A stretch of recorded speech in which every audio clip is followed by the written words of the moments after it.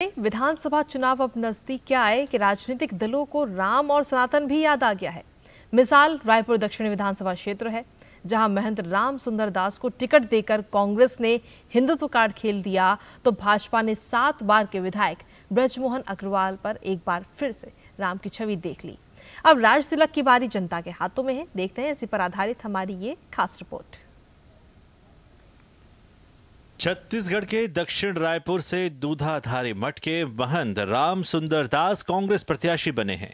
राम सुंदर दास 2 बार के विधायक हैं और कांग्रेस के लिए हिंदुत्व का चेहरा भी हैं।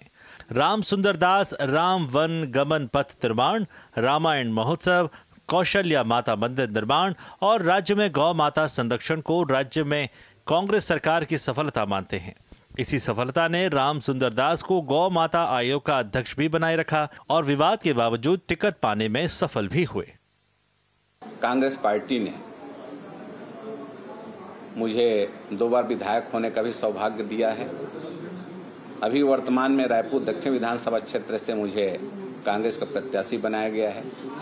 मैं लोगों के बीच में जा रहा हूं, जन जन से मिल रहा हूं, घर घर के दरवाजे जा रहा हूं, घर घर में जा रहा हूं और लोगों से मैं आग्रह कर रहा हूं कि पिछले 5 वर्ष में कांग्रेस सरकार ने, माननीय मुख्यमंत्री भूपेश बघेल जी ने, हमारे सभी मंत्रियों ने जो सेवा कार्य किए हैं छत्तीसगढ़ में, जो विकास कार्य की धारा उन्होंने बहाया है, उसको और अविरल रूप से आगे बढ़ाने के लिए वो सहयोग प्रदान करें। भाजपा के ब्रजमोहन अग्रवाल इस सीट से 7 बार के विधायक हैं और 8वीं बार चुनावी समर में हैं। ब्रजमोहन आमजनों में भैया के नाम से जाने जाते हैं, जिनकी छवि मर्यादा पुरुषोत्तम से मिलती जुलती है। ब्रजमोहन कांग्रेस को काल नेमी बताते हैं, जिन पर आरोप है कि उन्होंने बीते 5 सालों में कौशल्या मंदिर निर्माण में 650 करोड़, गौ संरक्षण के नाम पर 13,000 करोड़ जैसे कई घोटाले किए हैं और हनुमान जैसी जनता को ठगा है। ब्रजमोहन इस सीट के अपराजित योद्धा रहे हैं। कांग्रेस तो कालनेमी जैसे हनुमान जी को भ्रमित करने के लिए राम राम बोलता था और हनुमान जी को मारने आया था, तो ये जितनी कांग्रेसी हैं, ये जनता रूपी हनुमान जी को बरगलाने की कोशिश कर रहे हैं। जनता जानती है। और गौठानों के नाम पर 13,000 करोड़ रुपए का भ्रष्टाचार कर दिया। गौठान बने, गौठान में गाय नहीं है, गौठान में चारा नहीं है, गौठान में पानी की व्यवस्था नहीं है। सब गौठान जो है एक विशेष वर्ग के लोगों को ठेके पर दे दिए गए। चुनाव समीक्षक भले ही दूधाधारी मठ को बहुसंख्यक आबादी की आस्था का केंद्र मानते हैं, लेकिन उन्हें ब्रजमोहन की उत्तम छवि में कोई खोट नहीं दिखता।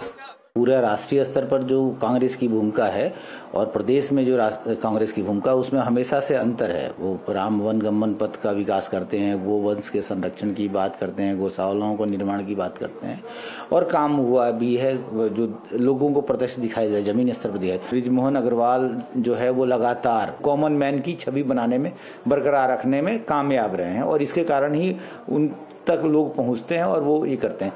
प्राथमिक तौर पर लोग मान रहे हैं कि महंत जी का यहाँ पर वैसा जनता के बीच में कोई संपर्क रहा हो, ऐसा लोगों का आमतौर पर कहना है कि वैसा नहीं है। और कुछ वीडियोस वायरल हो रहे हैं जिसमें बात आ रही है कि महंत जी भी खुद समझ रहे हैं कि हाँ, बड़ी चुनौती में फंसे हैं वो। चुनाव विश्लेषक छत्तीसगढ़ की धरती को मर्यादा पुरुषोत्तम श्री राम की कथाओं से जोड़कर देखते हैं, लेकिन बात अगर दक्षिण रायपुर सीट की हो तो यहां से 7 बार बीजेपी के ब्रजमोहन को ही राज तिलक का सौभाग्य मिला है। अब देखना होगा कि हिंदुत्व के रथ पर सवार इस बार के कांग्रेस प्रत्याशी की ताजपोशी होती है या वनवास मिलता है। रामायण में गोस्वामी तुलसीदास लिखते हैं, श्रृंगी ऋषि वशिष्ठ बुलावा, पुत्र काम शुभ यज्ञ करावा। यानी यज्ञ की बेला छत्तीसगढ़ में आ गई है। चुनाव में दोनों दल के प्रत्याशी मैदान में हैं। इस क्षेत्र की जो वोटर हैं वो 2.5 लाख वोटर हैं। अब 2.5 लाख वोटर किस प्रत्याशी के यज्ञ को सफल बनाते हैं, यह तो 17 नवंबर को ही तय होगा। कैमरामैन उत्तम सिंह के साथ धीरज कुमार, डीडी न्यूज़, रायपुर।